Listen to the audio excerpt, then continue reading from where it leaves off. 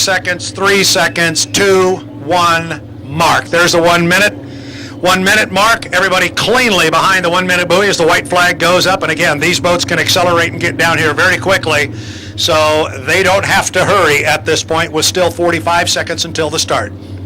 It's the SE class. They're flat bottoms. They're the first flight of boats that will come out here to start the second half of our program here in the 2013 Terry Troxell Memorial Regatta. Hope everybody had an opportunity to have a little break, visit the vendors. I went down, got some food, talked to some of the vendors. Great stuff down there. Now you start to hear the power starting to come up on our boats here as we're going to get ready to come down to a start as we're 20 seconds away now. We'll call them as they come around the corner. Look like we got two of them up there. They're either very early or we got a boat behind them that's very late as we are 10 seconds away from the start. Starting to put the hammer down and run down here to start finish. We are 4 seconds, 3 seconds, 2, 1. Mark, everybody's going to be legal. It's going to be Dave Weber on the outside. He's got the good start. Mark Halverson right behind him. He is on the inside. Weber on the outside. Halverson on the inside, and they're dead even down there in the lower corner. Could be a good two-boat duel. Now you see Weber starting to open up with a little bit of water coming on the outside. Halverson on the inside with the shorter way around. Now it's about boat rides and flat out speed down the backstretch. Halverson on the inside, giving a little bit of ground, but not a whole lot. Still got that solid inside position. So Weber's out by about 4 boat lengths, but he's going to lose a little bit of ground to the lane position here. See if Halverson can make up some ground here in the corner. And Weber is now coming off of the corner inside of Halverson, who apparently didn't like lane 1. I don't think it was so much that Weber moved in as it was Halverson moved out. So it's Weber, then Halverson.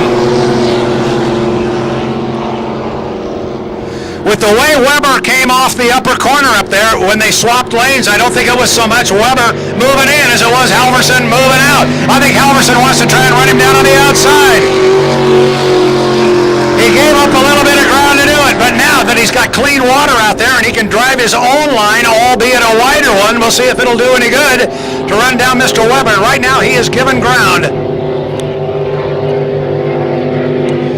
Dave Weber's opened up a little bit more lead, not a lot though. Mr. Halverson staying right with him. Now see if Halverson can make up some ground here in the corner.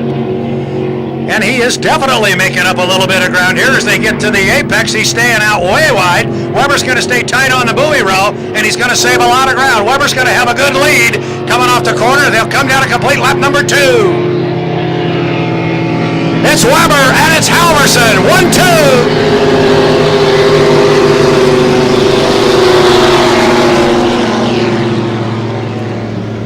They get down to the corner, and by the time they get down there, there's not a whole lot of ground between the two. And I think this is more a fact that Halverson just wanted to get to the outside where he could stretch the legs on that boat. He's going to pull up right alongside Weber, and he actually goes by him right there at the exit pin of the corner. Now you're going to have a good run down the backstretch. Couple of SE flat bottom running deck to deck as they get about halfway down the backstretch. They are on the third of 4 times around the race course. Halverson on the outside, Weber on the inside. Now Weber looks like he opens up a lot of water, but let's see how far he is going wide, and he's going way wide. Weber's going to save a lot of real estate coming down in lane number 1 on the inside. Going to be very, very close as they come to start finish. Still going to be Weber driving boat number 1. He'll have the lead with 1 to go.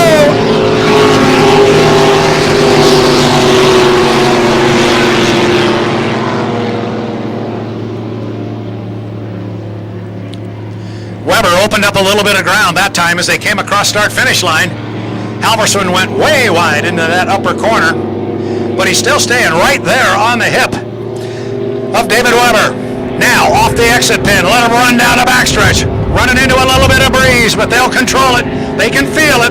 The boat will talk to him. Now Halverson starts to close ground again on the outside.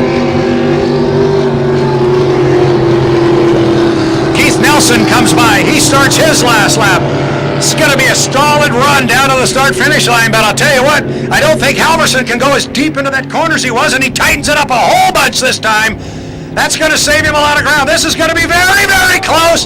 They got close coming off the corner there, and I'm talking close side by side that time. It's going to be Halverson is not going to be able to catch Weber, and he got him. That was Weber by about a boat length. That was Weber by about a boat length. Clearly, Halverson tightened up that corner a whole lot tighter than he had on the previous laps, and the two boats got close together side by sidewise, coming off corner number 2 to come down and complete their 4th and final lap. And I got a stinking hunch those two guys are talking about that right now as they come off the exit pin and start down the backstretch.